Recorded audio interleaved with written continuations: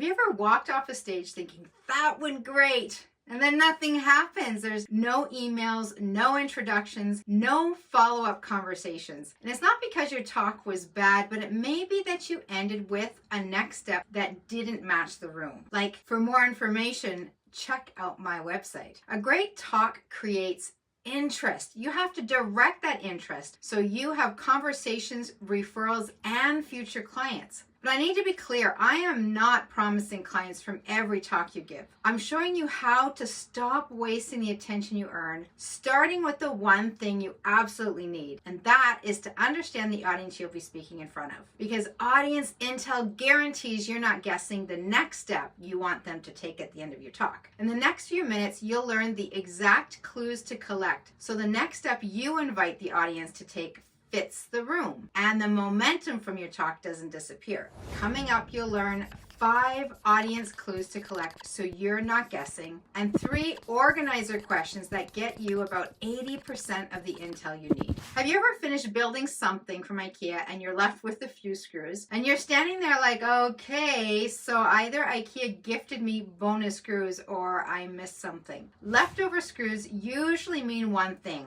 a step got skipped or you guessed, right? Not all of us read the instruction manual. And that's exactly what happens when you don't carefully plan the next step you want your audience to take when you're finished with your talk. Maybe you skipped it because to you it feels salesy, or maybe you usually wing it at the end and it turns into something vague. Again, like, I don't know, check out my website. Most speakers lose the attention they could have gained from their talk because the next step creates 0 clarity, 0 urgency, and 0 reason to move now. So what is the remedy? It's relevance. Relevance beats persuasion.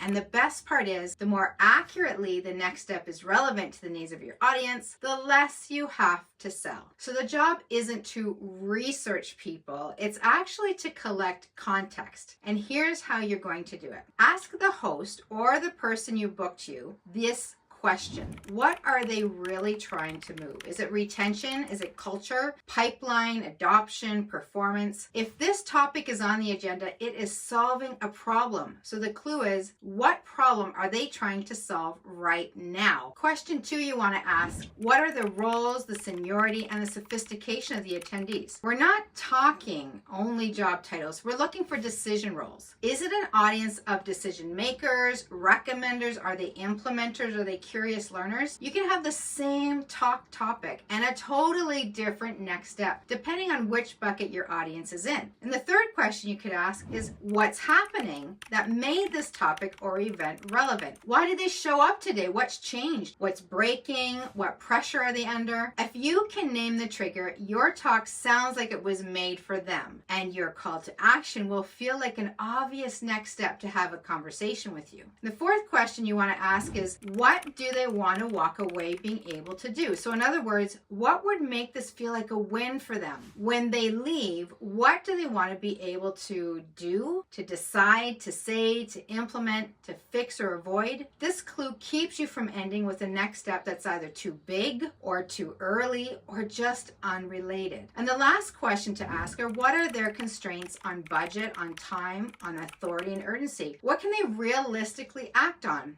Do they have the budget? Do they have the decision power and the time, or do they need approvals? Constraints aren't negative. They're actually guardrails. They prevent you from offering a next step that your audience can't take. If you collect these 5 clues, you're not winging it at the end of your talk. You're choosing a next step that fits the room. And that's how a CTA becomes helpful and relevant instead of salesy. Now, if 5 questions are too much for you, you can get 80% of what you need just by asking the organizer 3 questions. First question is, who's the typical attendee and what's their role? Meaning, what role do they sit in when it comes to this problem? Are they deciding? Are they recommending? Are they implementing? Or just trying to understand the landscape? Second question you can ask, is what prompted people to register. What are they dealing with right now? This is the why now question, like what changed? What's the pressure they're under? What's the thing they're trying to solve before it becomes urgent? And the last question you can ask is what would make this a win for them? Not a win for you. It's a win for your audience. But what do you do when the organizer is vague or unresponsive? There are places you can pull clues from. You can go to the event landing page in the agenda copy. Look at the way they describe the session. That can tell you the why now. Take a look at the speaker brief. This often hints at what the event is measured on. If they've got a LinkedIn event page, take a look at that or the attendee list. The job titles reveal decision roles and sophistication. The sponsor list is another great place to go to because it can tell you who the event is built for and the level of budget and maturity. Take a look at past recordings or last year's themes. They can show you what they've already heard, so you can come in with a fresh take or something completely different. Maybe there's a pre-event survey. Those questions can give you great insight into what registrants want answered or the problems they're dealing with. But after gathering all of this audience intel, how do you use it to choose a next step that feels helpful, not salesy? And that's what we're going to talk about in video number 2.